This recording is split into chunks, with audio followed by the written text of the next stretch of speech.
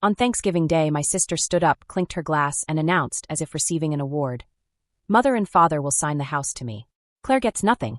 The room erupted in cheers and whistles. Someone even shouted, "Finally!" I didn't clap. I didn't blink. I just smiled like one smiles when a storm hits, but one knows beforehand that the roof is theirs, not mine. I put my fork down. "Father," I said quietly, "should I tell them or you?" His face went pale. My sister froze. And in that moment, everyone knew something was going to happen. My name is Claire Nolan, and if you had met my family before that Thanksgiving, you might have thought we were a close-knit family. The typical Midwestern image plastered on greeting cards, matching jumpers, smiles in front of the Christmas tree, and a pretense that we never raised our voices. But families like mine don't fall apart with a bang or a bang. They crack silently in small decisions, in who gets heard and who gets ignored. And I've always lived, since I was a child, in that quiet space where people only notice me when they need something. My younger sister, Madison, never knew that world.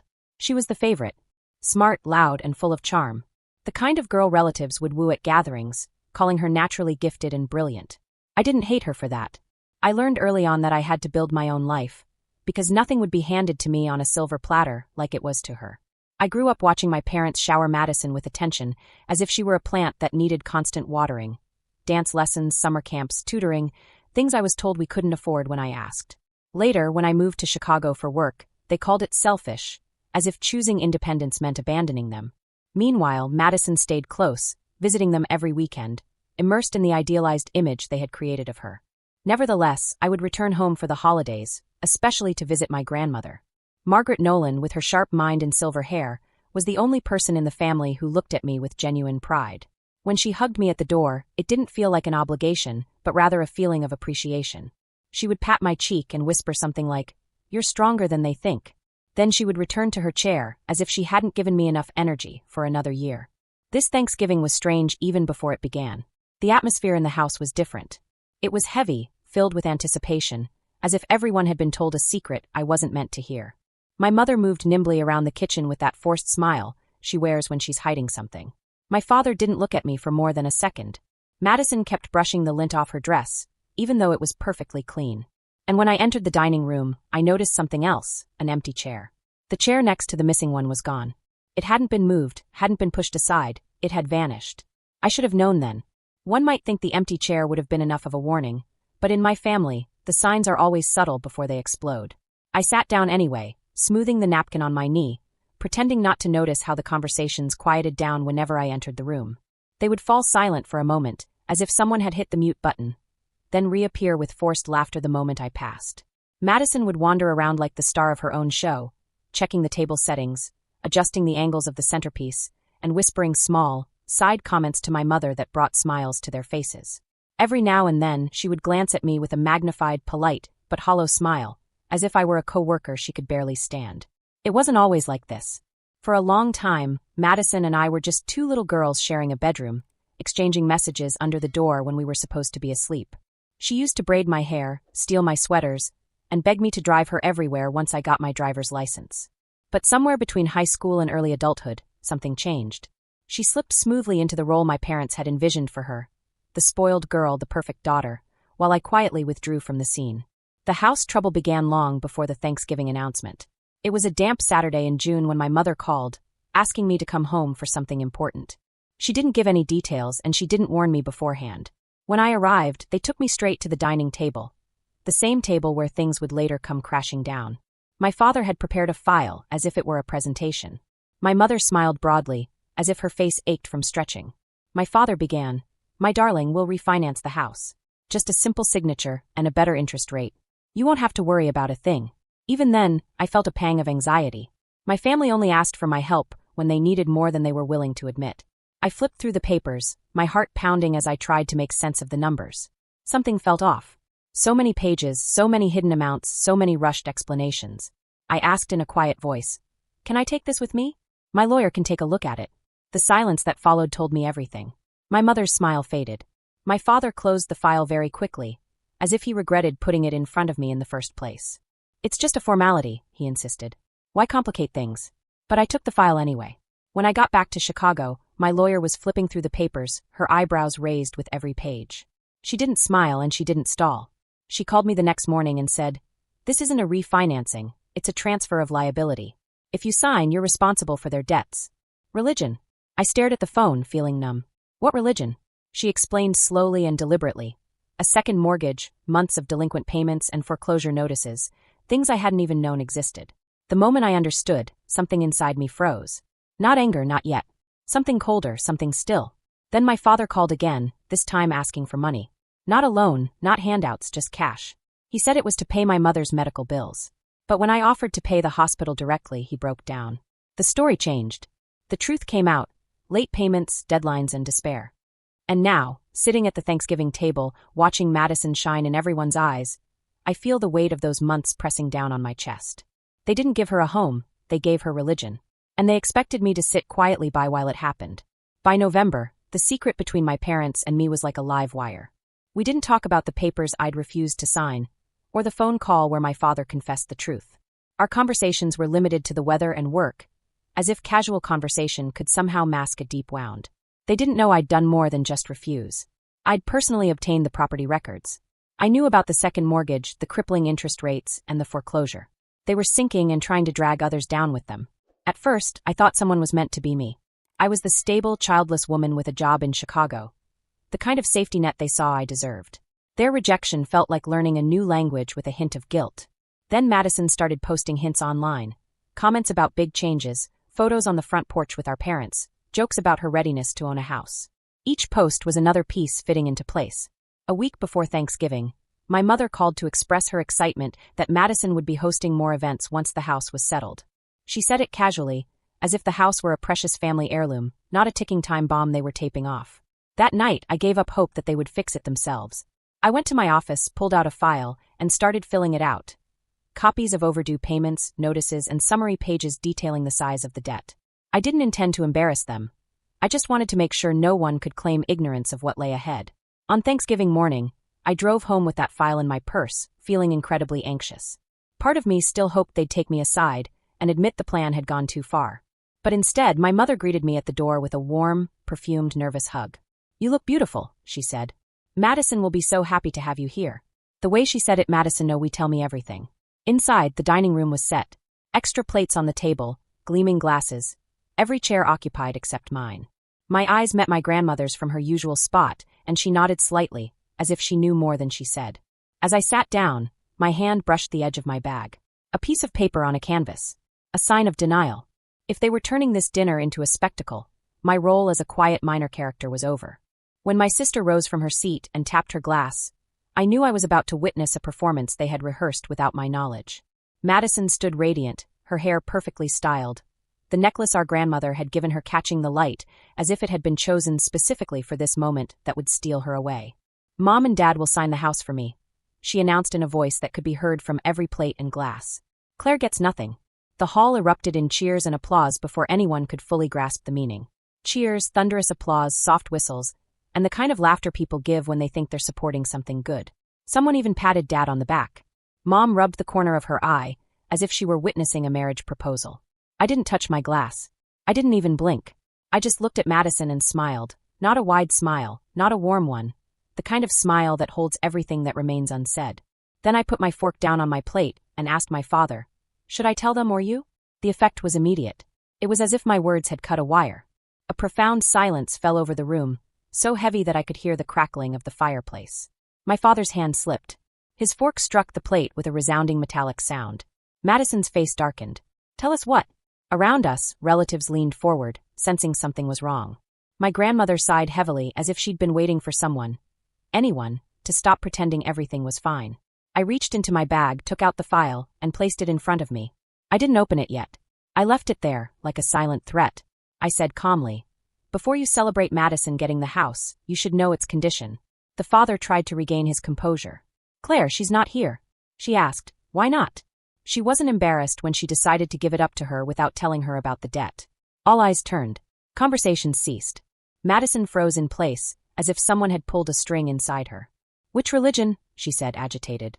Finally, I opened the file. A pile of payments, invoices, and late notices stared us down. I pulled one page forward, and the summary line was in bold. I said, "They're behind on payments. On 2 mortgages. The second one was taken out without telling anyone. They're months away from foreclosure on their home, maybe weeks." My mother raised her hand to her mouth.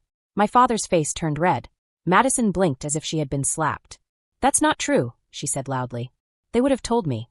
I asked her, my eyes fixed on her. "Did they do that? Did they tell you that the house is burdened with debts exceeding $100,000? And that if you signed those papers, you would be responsible for every late payment and every penalty?" Something seemed to crack in her expression. Doubt crept into her mind. The father tried again. "You're making it sound worse than it is, Claire. We're dealing with it." "Is that so?"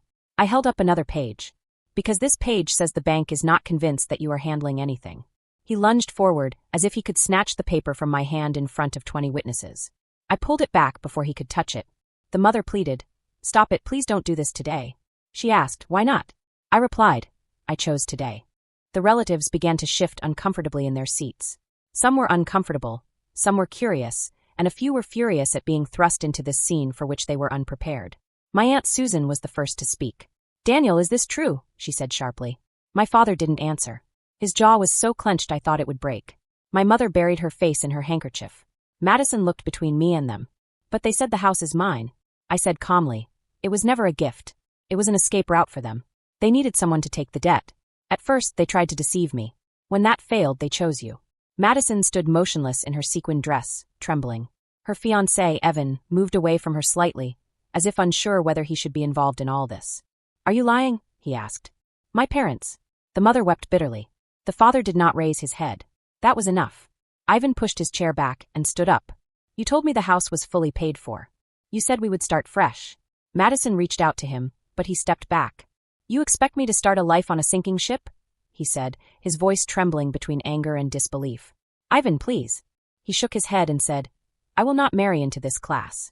Everyone in the room gasped when he walked out, right past the turkey and my astonished parents. He went out the front door without looking back. Madison's legs went limp, and she slumped back into her chair, her hands trembling, mascara running down her cheeks. For the first time in years, she looked like the little girl who used to crawl into my bed after nightmares. She whispered, "This isn't my fault."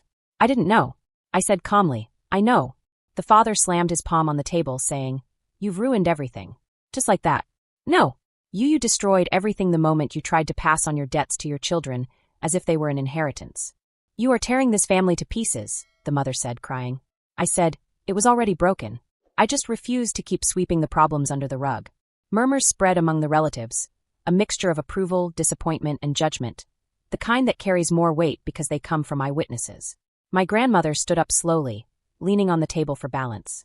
Her voice, though soft, carried more authority than any other. She said to my father, "I raised you better than this.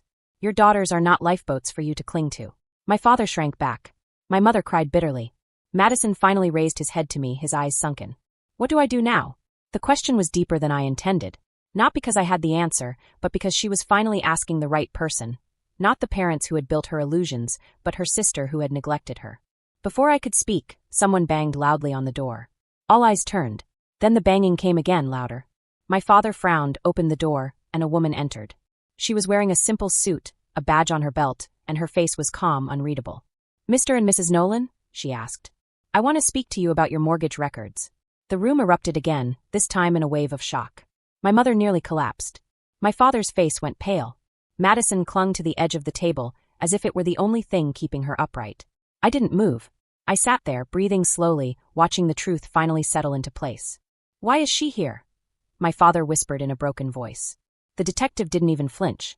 "We received a report of possible financial misconduct. I have some questions." The silence was so profound that one could hear the sound of a pin dropping. No one shouted now. "Claire," the mother said, sobbing. "Tell her you misunderstood her. Please." I didn't answer. Not yet, because the truth was just beginning to unfold. When the detective entered the house, everything that had bound my parents together crumbled. She asked quiet, deliberate questions about the payments, the late notices, the second mortgage, and every evasive answer made the room seem even smaller. Relatives moved away from them as if from a fire. Madison sat motionless, her hands trembling in her lap. She wasn't angry anymore, just empty inside, as if someone had drained her of her color. My grandmother stood behind her, a hand on her shoulder, still and silent. When the investigator left with the documents, a heavy silence fell over the house. My mother tried to touch me. My father muttered that I had embarrassed them. Neither apology nor blame was of any use. I picked up my coat. Madison whispered, "Don't go." I told her, I will stay here, but not because of their lies anymore. In the weeks that followed, everything changed. My parents had to confront what they had built. Layers upon layers of secrecy, excuses, and debt. The house was put up for sale. They moved to a small apartment across town, quieter than ever.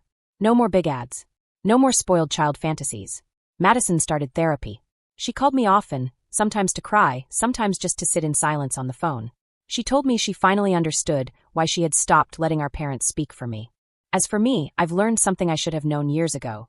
Telling the truth isn't betrayal, but concealing it is. And families built on denial always fall apart.